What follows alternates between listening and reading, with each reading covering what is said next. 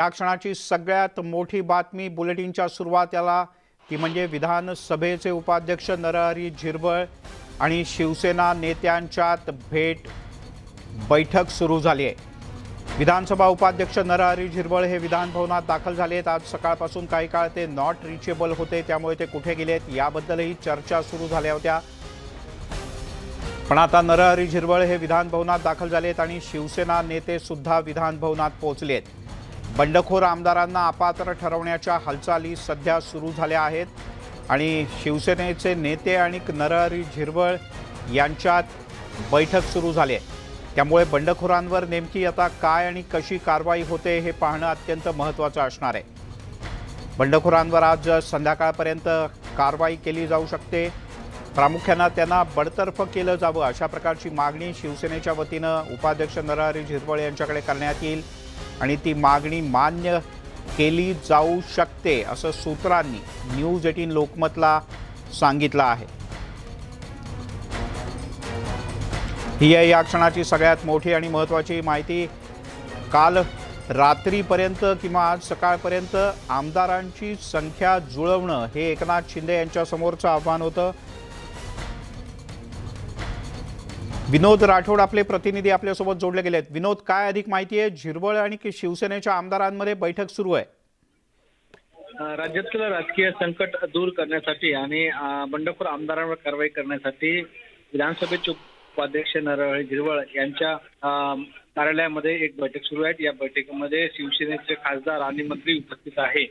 या बैठकीमध्ये स्वतः नरहरी झिरवळ हे उपस्थित असून शिवसेनेचे खासदार अरविंद सावंत, अनिल देसाई आणि मंत्री सुभाष देसाई या बैठकीला उपस्थित आहे आणि येत नाही आणि त्या अनुषंगाने विनोदशी नीट संपर्क होत नाहीये, पण नरहरी झिरवळ हे विधान भवनाच्या परिसरात पोहोचले आहेत। शिवसेनेचे नेते सुद्धा विधान भवनाच्या परिसरात पोहोचले आहेत आणि आता शिवसेना नेते आणि नरहरी झिरवळ यांच्यात बैठक सुरू होईल आणि आमदारांना बडतर्फ केलं जावं अशा प्रकारची मागणी शिवसेनेच्या वतीने केली जाऊ शकते।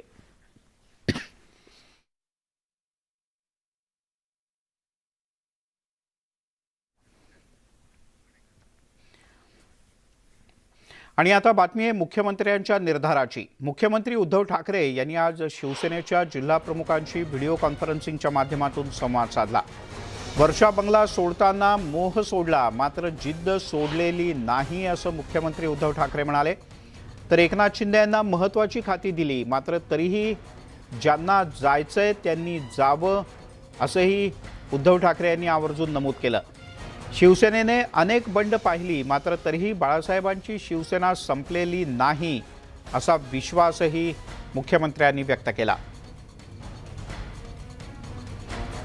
आपल्या साधारण 35 ते 40 मिनिटांच्या भाषणामध्ये उद्धव ठाकरे यांनी शिवसेनेच्या सर्व जिल्हा प्रमुखांशी, संपर्क प्रमुखांशी व्हिडिओ कॉन्फरन्सिंगच्या माध्यमातून बातचीत केली।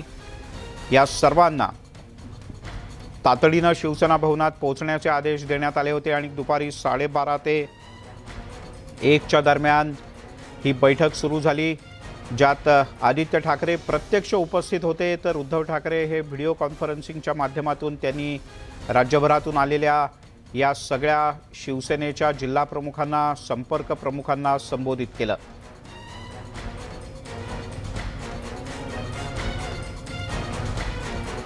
या भाषणामध्ये मुख्यमंत्री उद्धव ठाकरे यांनी काय म्हटलंय, आपण काही मुद्द्यांवर नजर टाकूया।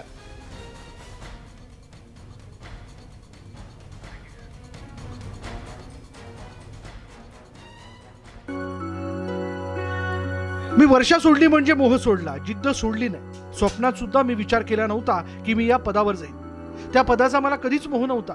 मला झोपेतही विचारलं की वर्षा की मातोश्री, तर स्वप्नातही सांगेन मातोश्री। शिवसेनेत बंड झाल्यानंतर 2 वेळा शिवसेना सत्तेत आली आणि दोन्ही वेळा मी त्यांना महत्त्वाची मंत्रिपद दिली, असं मंत्रिपद जे इतर खात्यांना पैसे देतं। बाळासाहेबांची शिवसेना संपली असं लोक म्हणतात। ही समोर बसलीये ती बाळासाहेबांची शिवसेना आहे। महत्वाकांक्षा असावी, मात्र ती अशी नसावी की ज्यानं दिलं त्याला खावं। आपण भाजपसोबत जायला पाहिजे असा काही आमदारांचा माझ्यावर दबाव आहे। माझ्या कुटुंबियांवर, मातोश्रीवर घाणेरडे आरोप करणाऱ्यांसाठी मी शांत बसणार नाही। त्यांच्या मांडीला मांडी लावून बसणार नाही. मी शांत आहे, शंड नाही. कधी राणेंना आपल्यावर सोडा, कधी तोतरड्याला अंगावर सोडा असे भाडोत्री लोकांना वापरून सोडून द्यायचं अशी त्यांची भूमिका आहे, हे विसरून चालणार नाही. आपण प्रत्येक वेळी त्यांना महत्वाची खाती दिली. नगरविकास नेहमी मुख्यमंत्र्यांकडे होतं, मात्र ते त्यांना दिलं. संजय राठोडचं वन खातं मी माझ्याकडे घेतलं. अत्यंत साधी खाती मी माझ्याकडे ठेवली आणि इतर खाती मी वाटून टाकली. आधी बाळासाहेब विठ्ठल, आम्ही बडवे. आता मी विठ्ठल आणि इतर बडवे. हीच गोष्ट पुढे आदित्यबद्दल करतील. म्हणजे स्वतःचा मुलगा खासदार आणि माझ्या मुलाने काहीच नाही करायचं का? माझ्यासोबत सेनेत बुडेल ती माझी निष्ठावंत सेना आहे. पहिला शिवसेनेचा नारळ फुटला होता तशी परिस्थिती आता आहे असे समजा आणि माझ्यासोबत उभे राहा. तुम्हाला तुमचं भवितव्य तिथे दिसत असेल तर तुम्ही तिथे खुशाल जा, मी अडवणार नाही. तुम्हाला वाटत असेल तर आत्ताच सांगा, मी हे पद आनंदाने सोडायला तयार आहे. तुम्हाला वाटत असेल की मी शिवसेना चालवायला नालायक आहे तर मागचा फोटो काढून टाका आणि विसरून जा, मी बाळासाहेबांचा मुलगा आहे. सेना पुढे न्यायला तुम्हीही समर्थ आहात. त्यामुळे असं काहीसं भाऊक असं भाषण, म्हणजे आधीचं जे भाषण होतं परवाचं संध्याकाळचं 5 वाजता मुख्यमंत्री म्हणून वर्षावरून केलेलं भाषण, त्याहीपेक्षा अधिक भाऊक भाषण, शिवसैनिकांच्या हृदयाला हात घालणारं भाषण हे एक प्रकारे उद्धव ठाकरे यांनी केलं. तिकडे या सगळ्या कार्यक्रमामध्ये आदित्य ठाकरे यांनी शिवसेनेच्या बंडखोरांवर जोरदार निशाणा साधला. जे आपली किंमत लावून गेले त्यांना काय किंमत द्यायची असा थेट प्रश्न आदित्य ठाकरे यांनी केला. यापूर्वीसुद्धा अनेकांनी शिवसेनेशी गद्दारी केली, पण शिवसेनेनं सर्व आव्हानं पेलली असल्याचंही ते म्हणाले. ज्यांना जायचंय त्यांना जाऊ देत, शिवसेना संघर्षासाठी सज्ज असल्याचं आदित्य ठाकरे म्हणाले. दुसऱ्या पक्षांनी धोका दिला असता तर समजू शकलो असतो, पण आपल्याच पक्षातील नेत्यांनी धोका दिल्यानं वाईट वाटतं अशी खंतही आदित्य ठाकरे यांनी व्यक्त केली.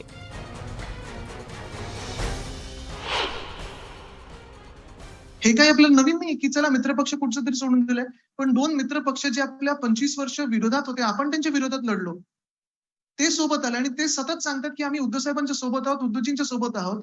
असे मित्रपक्ष आपल्याला लाभलेले आहेत. धोका कोणी द्यावा? आपल्याच माणसांनी द्यावा, ज्यांना आपण पुढे आणलं, आपण डोक्यावर बसवलं, आपण तिकीट दिली, आपण यांच्यासाठी प्रचार केला, आपण ह्यांना जी काही ताकद होती ती द्यायची. ह्या लोकांनी धोका दिला आणि तेही कधी? तर नेमकं उद्धव साहेबांना जेव्हा कोविड झालं, म्हणजे ज्या माणसांनी महाराष्ट्राला, अखंड महाराष्ट्राला कोविड काळी सांभाळलं, त्यावेळी त्यांनी धोका दिला. कोविडचं होतं, बबल होतं, सर्जरी होते, ते बेडवर होते ते हॉस्पिटलच्या. त्याचा फायदा घेऊन ही जी काही मंडळी निघाली ना, स्वतःचे फायदे करून घ्यायला आणि स्वतःला विकून घेतलंय, त्याचा मला राग येतो की अशा प्रसंगाचा त्यांनी गैरफायदा केला आणि स्वतःचा फायदा करून घेण्याचा प्रयत्न करतात. जर सोबत राहिला तर आनंद आहे, गेलात तरी ठीक आहे. कारण किती अडवून ठेवणार, किती लपवून ठेवणार? ही जी कुरबुर होती, हे जे काही त्यांचे हावभाव होते, त्यांना जे काही जायचं होतं ते जाऊन मिळणार तरी काय, हा त्यांनी विश्वास आणि विचार करणं गरजेचं आहे. ठीक आहे, 1-2 लोकांना, 3-4 लोकांना आता तात्पुरते काहीतरी मिळेल, पण पुढे गेल्यानंतर जसं इतर बंडखोरांना संपवलेलं आहे तसं ह्यांना देखील संपवणार नाही, ह्या तुमच्या विश्वासाने तिथे गेलेले. पण ज्या लोकांना प्राइस टॅग लागलेलं असतं, आतापर्यंत मी बघितलंय, हे IPL असेल किंवा फुटबॉलमध्ये असतील, प्रत्येक ऑप्शन होतं, बिडिंग होतं आणि ते टीम्सने करावं. पण इथे जे काही ऐकू येतंय, स्वतःचे जे काही किमती लावल्या आणि विकत गेले, मला माहित नाही खरं आहे खोटं आहे, पण असू शकतं. पण स्वतःचं इमान विकणार आहे, स्वतःचा मान विकणार आहे. त्यामुळे आदित्य ठाकरे सुद्धा आक्रमक भूमिकेत दिसत आहेत. आज त्यांनी सुद्धा उद्धव ठाकरे यांच्या आधी शिवसैनिकांशी संवाद साधला. तिकडे उद्धव ठाकरे यांना महाविकास आघाडीचा पाठिंबा कायम असल्याचं राज्याचे उपमुख्यमंत्री आणि राष्ट्रवादी काँग्रेसचे नेते अजित पवार यांनी म्हटलंय. महाविकास आघाडीकडे पूर्ण बहुमत असल्याचा दावाही त्यांनी केला. NCPचे नेते आज संध्याकाळी मुख्यमंत्री उद्धव ठाकरे यांची भेट घेणार आहेत. महाविकास आघाडीकडे पूर्ण बहुमत असल्यामुळे निर्णय घेण्याचे अधिकार सरकारकडे असल्याचं सुद्धा अजित पवार यांनी म्हटलं आहे.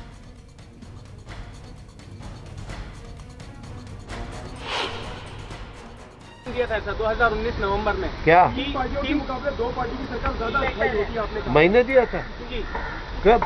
शपथ लेने के बाद करें वो जो बाइक, ये देखो, शपथ लेने के बाद, जब पहली शपथ ली थी ना, उसके बाद मैंने कब मीडिया के सामने आया ही नहीं.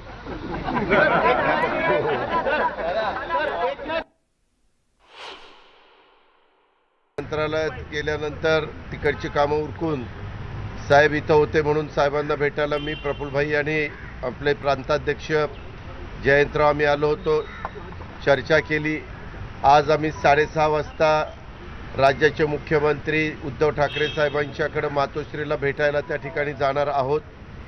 साधारण हे आत्ताचे जे क्रायसिस निर्माण झालेले आहेत त्याच्या संदर्भामध्ये चर्चा, म्हणजे मुख्यमंत्री महोदयांचं काय मत आहे काय नाही अशा पद्धतीनं आम्ही ती चर्चा त्या ठिकाणी करणार आहोत. आमची भूमिका मात्र एकंदरीतच ते काय म्हणतात, बाबा आम्ही शिवसेनेचेच आहोत असं तिकडे गेलेली लोक सांगतात. त्याच्यामुळे शिवसेना, राष्ट्रवादी काँग्रेस आणि काँग्रेस या 3 लोकांचं मिळून बहुमत आहेच, ते जर शिवसेनेचे आहेत तर, आणि मुख्यमंत्री उद्धव ठाकरे साहेब आहेत.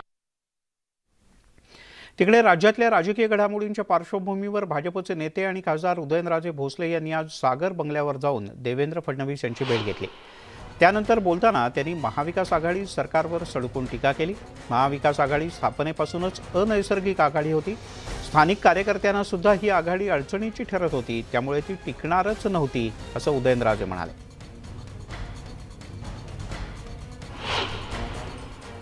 हल्ली कशामुळं त्यांना विचारात घेतलं असतं ते गठबंधन झालं नसतं, ही बंडखोरी देखील झाली नसती. त्यामुळे हे अनैसर्गिक हे गठबंधन आहे आणि ते तुटणार होतं.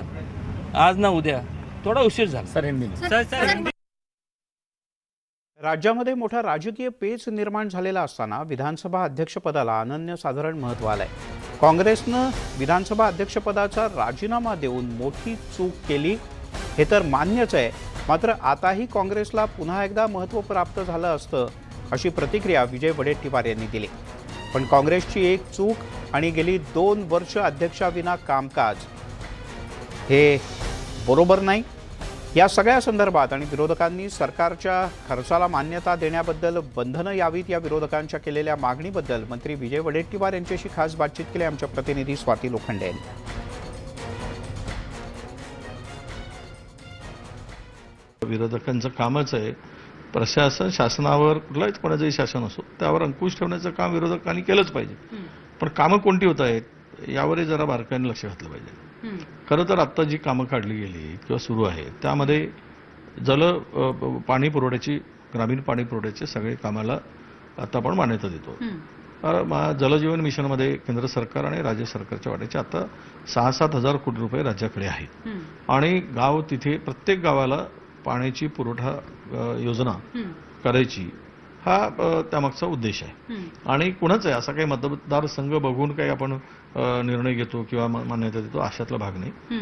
तर जिथे जिथे ज्या ज्या गावाला पिण्याच्या पाण्याची टंचाई आहे किंवा नळ पाणी पुरवठा योजनेची आवश्यकता आहे त्या त्या गावाला हे मंजूर करण्याचं काम सुरू झालेलं आहे. यापूर्वीच मागच्या 10 दिवसाच्या पूर्वीच त्या टेंडरची समिती जी आहे, निविदा समिती आहे, त्याच्यामध्ये 2 सेक्रेटरी, 2-3 सेक्रेटरी, मंत्री, 2-3 खात्याचे असे असून ते त्याला मान्यता देतात आणि त्यानंतर या कामाच्या निविदा प्रक्रियेला सुरुवात होते. तर ह्यामध्ये मला वाटतं की काही गैर आहे अशातला भाग नाही. जलसंधारणाची कामं केलीच गेली पाहिजेत. त्यामध्ये काय आहे, बरं ही सगळी प्रक्रिया वगैरे मान्यता जरी दिली तरी ती खालच्या स्तरावर होते.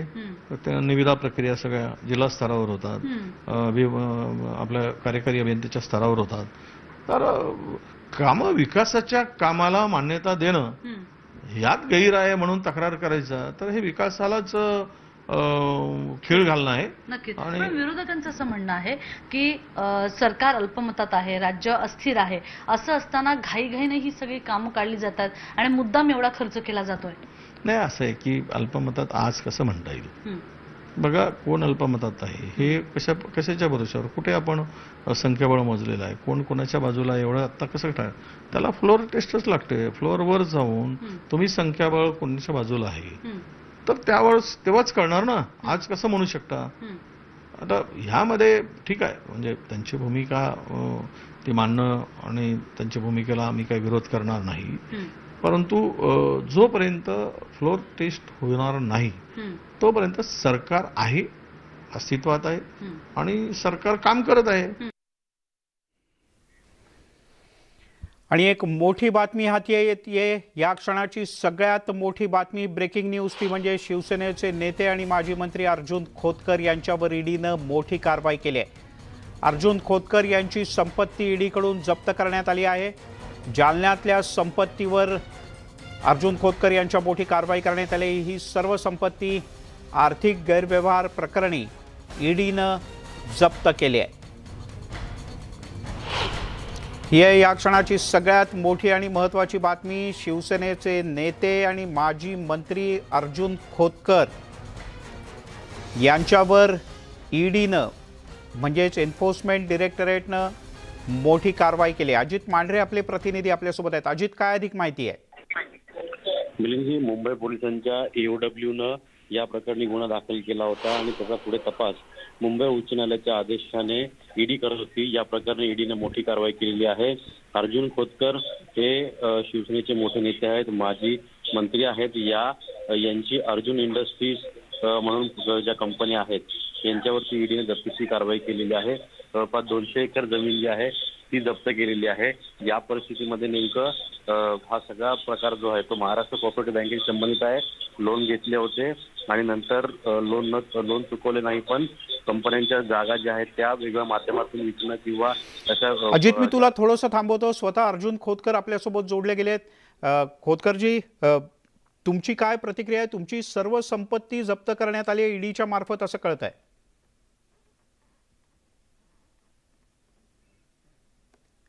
भाऊ, माझा आवाज पोहोचतोय तुमच्यापर्यंत?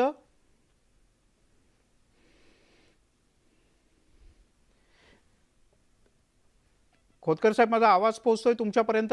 नाही, मी कसारा घाटामध्ये आहे। बर बर बर हा, बोला, आता येतो मला आवाज तुमचा। हां भाऊ, असं कळतं की तुमच्या जालन्यातल्या संपत्तीवर कारवाई केली आहे ईडीनं आणि ईडीनं सर्व संपत्ती जप्त केली आहे, असं झालंय का? आणि कधी कारवाई झाली ही? नाही, मला काहीच माहित नाही। मी प्रवासामध्ये आहे, मुंबईहून नाशिकला निघालेलो मी। बरं मला या अगोदर 1-2-3 फोन आले मला बरं आणि त्यातून मला कळलं की अशी काही कारवाई झाली, मला माहित नाही। आणि केली असेल तर ठीक आहे, आम्ही कायद्याने आव्हान देऊ कोर्टामध्ये या सर्व गोष्टीला। बरं, पण गेल्या काही काळात तुम्हाला परत काही चौकशी करता बोलवलं होतं किंवा काही नोटीस आली होती? काय त्यामुळं हां हां अनिश्चित। बरं, पण मग जेव्हा ईडीने ही कारवाई केली त्यावेळेला घरी कोण होतं? घरी काय कारवाई केली असं म्हणतात ना, जमीन आणि मालमत्ता घरी नाही। बर बर पण मग घरचा विषय नाही काही। बर, पण मग अधिकारी काही चौकशी करता तुम्हाला परत बोलवणार आहेत किंवा तुम्हाला काही पत्र किंवा फोन आला होता ईडीकडनं? आता मुंबई निघालो 2:30ला, आता नाशिकच्या कसारा घाटामध्ये आहे। बरं, मला माहिती हातात पत्र आल्यानंतर मी सांगेल, अधिकृतपणे बोलेल यावर। परंतु कारवाई केली असेल तर निश्चितपणे तो त्यांचा अधिकार आहे। आम्हाला वाटतं दाद मागण्याचा अधिकार आहे। खोतकरजी, तुम्हाला असं वाटतंय की गेल्या काही काळातनं जे काही राज्य सरकार, शिवसेना या सगळ्या बाबतीत सुरू आहे त्याच्यामुळे तुमच्यावर जाणीवपूर्वक कारवाई केली?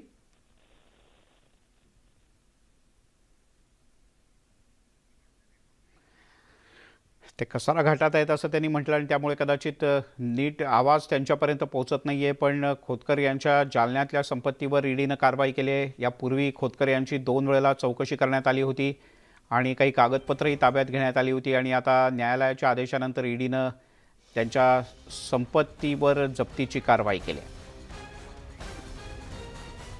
काटछायाचं राजकारण महाराष्ट्रामध्ये अतिशय टोकाला पोहोचलंय। विधानसभा उपाध्यक्षांच्याकडे शिवसेनेचे नेते पोहोचलेत, तर इकडे एकनाथ शिंदे यांच्या नेतृत्वाखाली 40 पेक्षा जास्त आमदार गुवाहाटीमध्ये आहेत। या सगळ्यामध्ये महाराष्ट्रातल्या शेतकऱ्यांवर मात्र दुबार पेरणीचं संकट आलंय।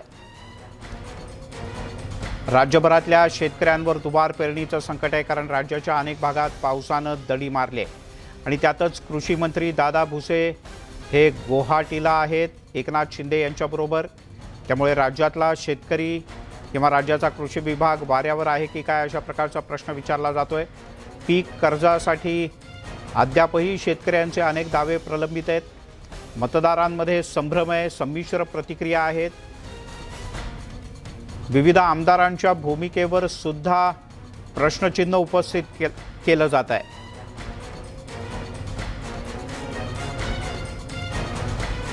सध्या राज्यात ज्या वेळेला कृषी मंत्र्यांची किंवा कृषी विभागाची अधिक सक्रिय होण्याची गरज होती, त्याच वेळेला राज्याचे कृषी मंत्री हे महाराष्ट्रात नाहीत। आणि या सत्तांतराच्या सगळ्या खेळात आसामच्या गुवाहाटीमध्ये राज्याचे कृषी मंत्री आहेत. एकीकडे राज्यात पाऊस सुरू झाला आहे, त्यामुळे बळीराजा पेरणीच्या लगबगीत आहे. दुसरीकडे काही भागात दुबार पेरणीचं संकट आहे.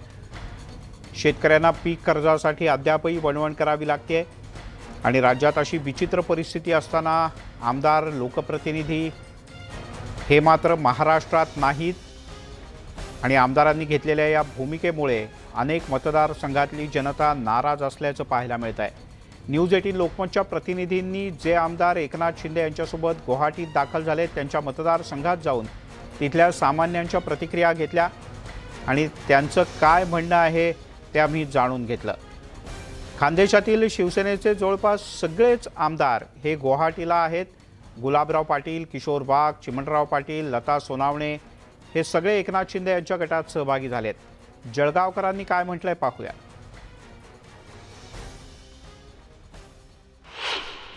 उद्धव ठाकरेचंच नेतृत्व पाहिजे, उद्धव ठाकरेचंच मुख्यमंत्री पाहिजे. त्याबद्दल मला फार आनंद होईल. आणि जर असं नाही झालं, वेगळा गट तयार केला आणि त्या गटात गुलाबराव पाटील सामील झाले तर पुढच्या येणाऱ्या निवडणुकीमध्ये प्रत्येक शिवसैनिक त्यांना त्यांची जागा दाखवल्याशिवाय राहणार नाही. ते बंडखोर पुकारला त्यांनी, परंतु उद्धव साहेबांच्या नेतृत्वाखालीच त्यांनी काम करायला पाहिजे होतं. बंडखोर घात्या आता याच्या पुढे जर असं झालं, उभे राहिले तर आम्ही त्यांना मतदान करणार नाही. तिकडे कोल्हापूरचे आमदार प्रकाश आंबेडकर हे एकनाथ शिंदे यांच्या गटात दाखल झालेत. कोल्हापुरातील जनतेला या बंडाबद्दल काय वाटतं हे जाणून घेण्याचा आम्ही प्रयत्न केला.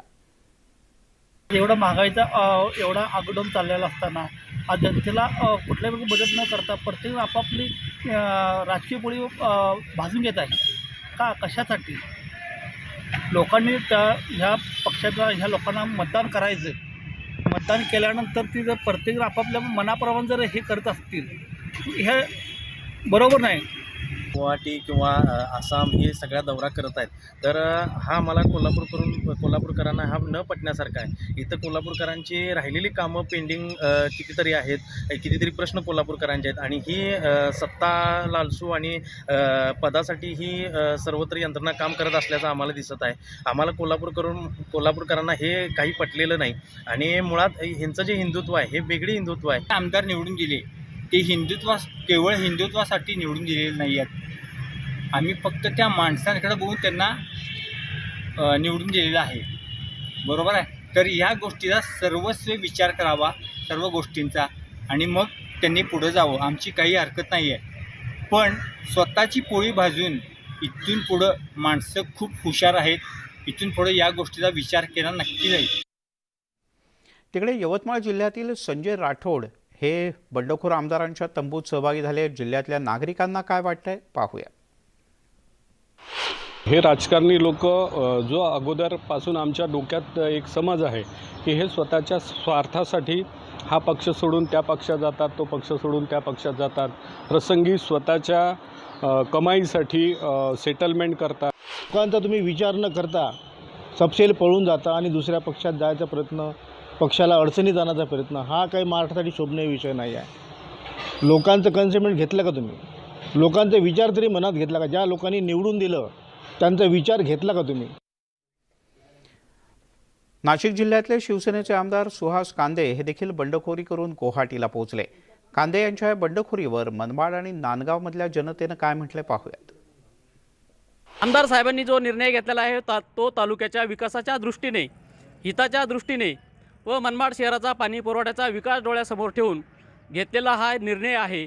त्याच निर्णयास आम्ही सर्व नांदगाव तालुक्यातील जनता व मी स्वतः व्यक्तिशः त्यांच्याबरोबर आहे. सुहासांना अगदी यशस्वी माणूस म्हणून गेले. ते जर अयशस्वी असते तर त्यांच्या पाठीशी जायचे काही कारणच नव्हतं त्यांचं. या आमदारांना आता त्याने जर बंडखोरी केली तर लोक त्याच्यावर विचार करतील ना. म्हणजे पुढल्या भविष्यात आता ते स्वतंत्र असल्यामुळं त्यांना लोकांनी निवडून दिल्यामुळं ते आमदार झाले आणि त्यांना निवडून दिलं म्हणजे त्याने काही करायचं असं थोडंच असतं. त्यांना जनतेचा विचार घ्यायची पर्याय नाही.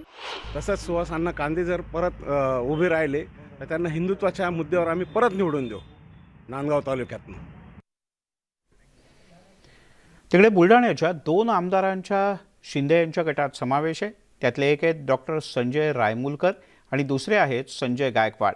हे दोन्ही संजय हे एकनाथ शिंदे यांच्या गटात गेलेत, मात्र त्यांच्या मतदारसंघातल्या सामान्य लोकांनी या दोन्ही आमदारांच्या भूमिकेबद्दल काय म्हटलंय पाहूयात. सत्य राहतीलच ना पुन्हाही, कारण ते पुन्हा सत्तेत राहतील. जर भाजपची सरकार आली आणि शिवसेनेची आली तरी ते सत्तेमध्ये राहणार आहे. फक्त थोडा खांदेपालट होईल, बाकी काही नाही. त्या भानगडीची आपल्याला काय घेणार नाही. आपल्या धंद्याशी मतलब असते, जाऊन व्हायचं तुम्हाला आपण पुढे इलेक्शनच्या भानगडीत असतो काय, काही घेणं नाही आपल्याला. मुक्ताईनगरचे अपक्ष आमदार चंद्रकांत पाटील हे देखील शिंदे यांच्या गटात सहभागी झाले. इथल्या नागरिकांच्या काय प्रतिक्रिया आहेत ते आम्ही जाणून घेतलं. निश्चितच नाही, कारण असे आमदार जर स्वतःसाठी जर स्वार्थासाठी काही करत असतील तर अशा आमदारांना निवडून देऊन काही फायदा नाही. कारण त्यांनी जनतेचा विचार करायला पाहिजे आणि तेव्हाच आपलं प्रगती होईल, स्वतः महाराष्ट्राची प्रगती होईल. नांदेड उत्तरचे आमदार बालाजी कल्याणकर हे सुद्धा एकनाथ शिंदे यांचे एकनिष्ठ. ते सुद्धा बाकी सगळ्या आमदारांच्या सोबत एकनाथ शिंदे यांच्या गटात सहभागी होण्यासाठी गुवाहाटीला गेले. मात्र त्यांच्या भूमिकेबद्दल काही नांदेडकरांनी नापसंती व्यक्त केली तर काही जणांनी संताप व्यक्त केला. 2.5 वर्ष त्यांनी सत्ता भोगली तेव्हा त्यांना कुठं हिंदुत्व दिसलं नाही. 5 वर्ष त्यांनी नगरसेवक होते तेव्हा कुठं रस्त्यावर उतरले नाहीत. आणि 2.5 वर्ष सत्ता भोगून त्यांना अचानक कसा हिंदुत्व, त्यांचा हिंदू धर्म जागा झाला किंवा हिंदुत्वासाठी काही करायची भूमिका त्यांना कळाली, म्हणजे यांचं हिंदुत्व. आणि या क्षणाची एक मोठी बातमी हाती येते. एकनाथ शिंदे यांच्या गटात सहभागी झालेल्या आणि ईडीच्या कारवाईमुळे अडचणीत आलेल्या यामिनी जाधव यांची पहिली प्रतिक्रिया हाती येते. संकट काळात पक्षाकडून साधी विचारणा सुद्धा झाली नाही असं म्हटलंय यामिनी जाधव यांनी. पक्षाकडून साधी विचारपूस झाली नाही, किमान हे तरी सर्वांनी समजून घ्यावं असं यामिनी जाधव यांनी म्हटलंय. त्यांनी एक्सक्लुझिव्ह बातचीत केली न्यूज 18 लोकमतची. पाहूया. नमस्कार, जय महाराष्ट्र. मी यामिनी यशवंत जाधव, आमदार भायखळा विधानसभा. गेल्या काही दिवसातल्या घडामोडी ज्या घडत आहेत त्यामुळे महाराष्ट्रातल्या शिवसैनिकांचा उद्रेक आम्ही नक्कीच समजू शकतो. कारण आम्हीही अजूनही शिवसैनिक आहोत, यापुढेही शिवसैनिक राहणार आहोत. किंबहुना हे जगसुद्धा आम्ही शिवसैनिक म्हणूनच सोडणार आहोत.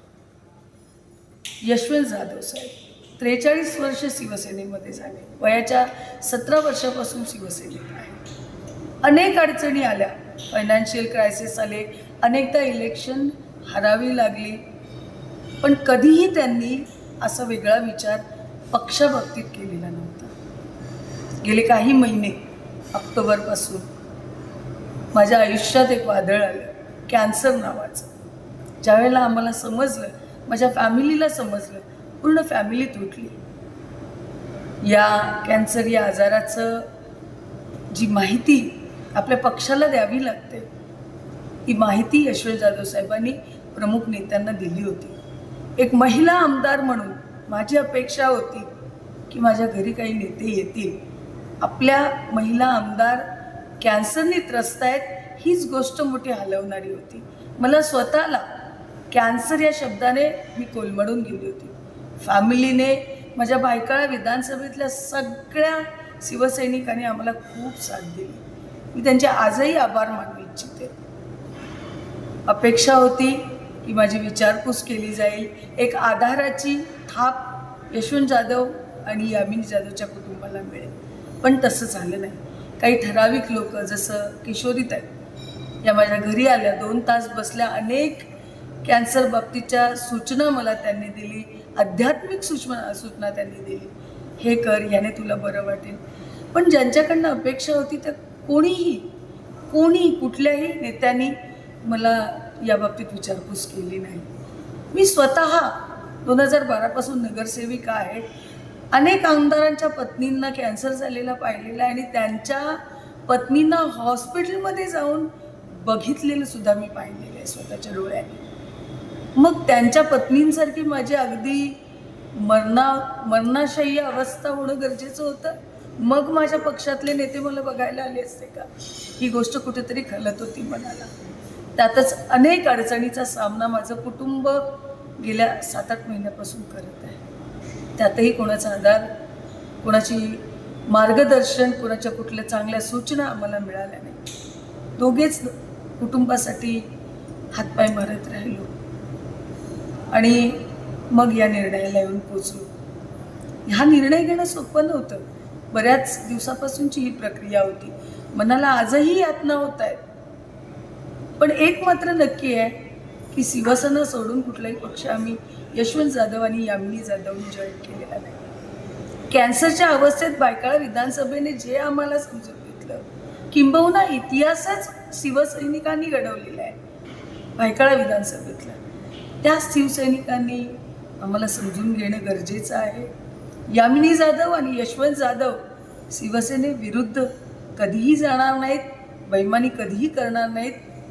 काहीतरी कारण त्याच्या मागे असेल हे शोधण्याची आज गरज आहे. आज एवढंच बोलते आणि इथेच थांबते.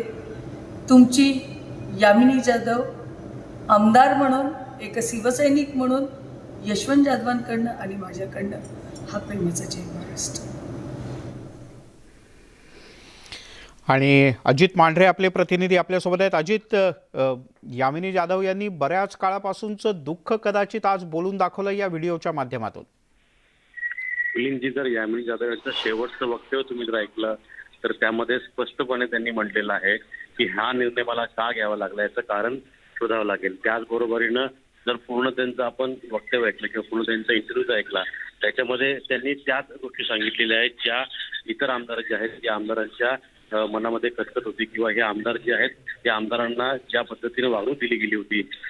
परवा एका आमदाराने जे ट्विट केलं होतं त्यांचं पत्र, त्या पत्रामध्ये त्यांनी म्हटलं होतं की आमच्या विठ्ठलांच्या बाजूला इतके पडवे आहेत की विठ्ठलांपर्यंत पोहोचू शकत नाही, साधी आमची विचारपूस केली जायची नाही, मातोश्रीवरती आम्हाला एंट्री दिली जायची नाही, मुख्यमंत्री कार्यालयामध्ये आम्हाला तिथे बोलवलं जायचं नाही, शासनताळ बसवलं जायचं. आणि यामिनी जाधव यांनी त्यांचा स्वतःवर जो प्रसंग भेटला आहे तो प्रसंग सांगितला. कॅन्सर सारख्या मोठ्या आजारामध्ये त्या होत्या, त्या आजारामध्ये देखील त्यांना कुठल्याच नेत्यांना तर कोणी त्यांची विचारपूस साधी केली नाही की त्यांची परिस्थिती नेमकी कशी आहे. त्यांचं एक वाक्य होतं की शेवटी मरणाच्या अवस्थेमध्ये मी गेली असती तरच मला कोण पाहायला आलं असतं का, ही खंत त्यांनी व्यक्त केली. यातून आपल्याला एक स्पष्टपणे दिसतंय की आमदार हे कोणत्या स्तरापर्यंत नाराज आहेत आणि त्यांची नाराजी या सगळ्या भागातून कशी बाहेर पडली हे या यामिनी जाधव यांच्या वक्तव्यावरून स्पष्ट होते.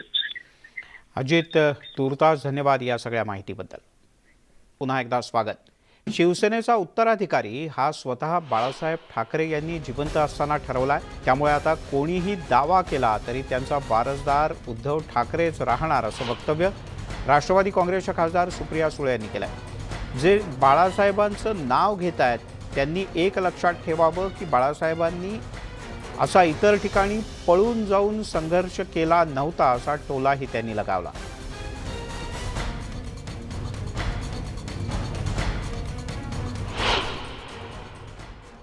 याच्यातून राज्य सुरळीत निघेल. मला दुःख एकाच गोष्टीचं वाटतं की या महाराष्ट्राच्या मातीशी इमान राखणारे आम्ही आहोत. ही माती आणि ही जनता आम्हाला निवडून देते आणि त्यांच्या समोर आपलं गाऱ्हाणं मांडण्याऐवजी आसाम दरबारी जे जाऊन मांडलं हे दुर्दैव आहे.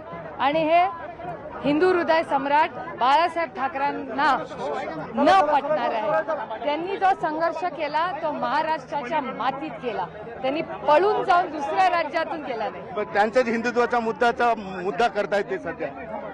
एक तर बाळासाहेब ठाकरेंचा उत्तराधिकारी हा कोण होईल हे हिंदू हृदय सम्राट बाळासाहेब ठाकरे हयात असतानाच त्यांनी उद्धवजींना त्यांचाच उत्तराधिकारी म्हणून त्यांनी स्वतः ठरवलेला तो निर्णय आहे. त्याच्यामुळे तो चॅलेंज करणं म्हणजे कैलासवासी बाळासाहेब ठाकरेंना चॅलेंज करणं असं माझं वैयक्तिक मत आहे. पण शिवसेना खरी आता उद्धव ठाकरेंचीच आहे, त्याला चॅलेंज कसं देताय? आता हे लोक करतायत याचा अर्थ त्यांचा बाळासाहेबांवर प्रेम नाही आहे. कारण का बाळासाहेब हयात असताना शिवसेना ही बाळासाहेबांनी स्वतःच्या हाताने ते अधिकार उद्धवजींना दिलेले. त्यांना फार त्रास झाला असतात बाळासाहेब.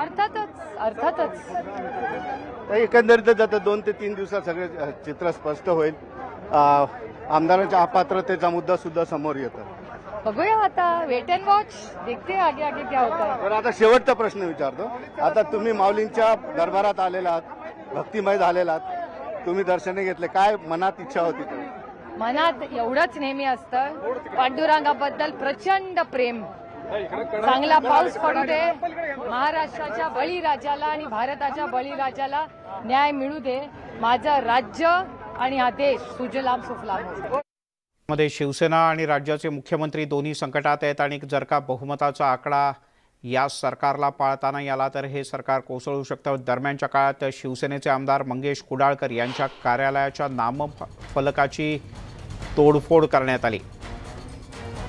ही या क्षणाची सगळ्यात मोठी आणि ब्रेकिंग न्यूज, ती म्हणजे मुंबईतले जे शिवसेनेचे आमदार हे शिवसेनेला सोडून एकनाथ शिंदे यांच्या गटात सहभागी झाले आहेत. त्यापैकीच एक आहेत मंगेश कुडाळकर आणि मंगेश कुडाळकर यांच्या नेहरू नगर कुर्ला या भागातल्या त्यांच्या कार्यालयाच्या इथली बोर्डाची तोडफोड काही जणांनी केली आहे.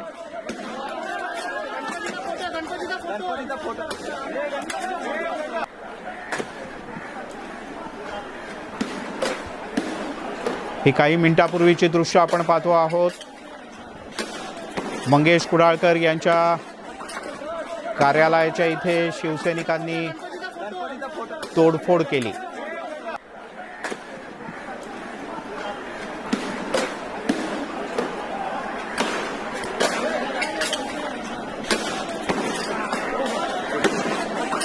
हातामध्ये काठ्या आणि अशा काही गोष्टी, बांबू किंवा काठ्या घेऊन काही शिवसैनिक इथे गेले होते आणि मंगेश कुडाळकर यांच्या कार्यालयाच्या नामफलकाची या कार्यकर्त्यांनी तोडफोड केली. विधानसभा असो की रस्त्यावरची लढाई असो, लढाई कुठेही होऊ दे, आम्ही जिंकणारच असा विश्वास व्यक्त केलाय शिवसेनेचे नेते आणि खासदार संजय राऊत यांनी. त्यांनी पुन्हा एकदा एकनाथ शिंदे यांना आव्हान दिलंय.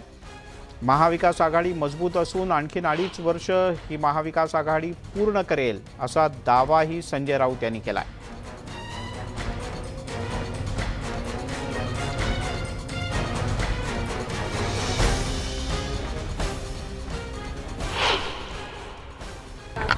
यशवंतराव चव्हाण यांच्या साक्षीनं आणि बाळासाहेब ठाकरे बरं का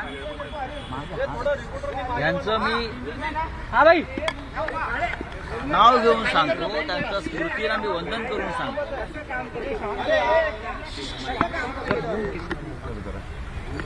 हम हार मानने वाले नहीं, हम जीतेंगे, फ्लोर ऑफ द हाउस पर जीतेंगे. अगर लड़ाई सड़क पर हो गई तो वहां भी जीतेंगे. जिसको हमारा सामना करना है मुंबई में आ सकते हैं. बहुत ही गलत कदम उठाया है लोगों ने, उनको हमने मौका भी दिया वापस आने का. अब मुझे लगता है टाइम निकल चुका है. अभी हम ऊपर बैठे थे, माननीय शरद पवार जी से, अनिल देसाई जी थे, गृह मंत्री वळसे पाटिल साहब थे, वहाँ मुख्यमंत्री जी का भी बातचीत हो गई, लेकिन पूरी तैयारी है.